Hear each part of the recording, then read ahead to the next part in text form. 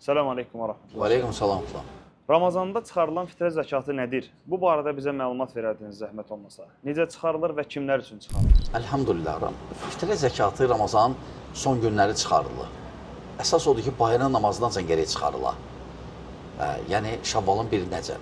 Səhər sübh namazında, sübhdən sonra təxminən 1 saat, 2 saat fərqlidir məscidlərdə necə təyin edəcəklər.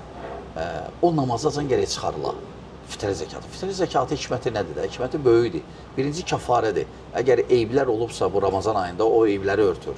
İkinci, başqa bir kasıb müsəlmanlara yardımdır. Ona görə nəyə fikir vermək lazımdır fitrə zəkatında?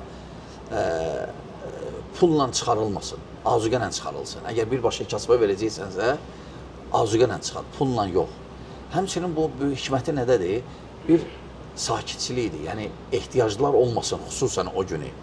Hamının evində xörək pişsin, bayram ab-havası olsun ki, kasıblar varlıları, imkanlıları narahat eləməsin heç kəs. O gün hamısı bir eyni olsunlar, eyni olsunlar. Heç kəs kimdənsə üstün olmasın, məsələn, bərabərlikdir bu.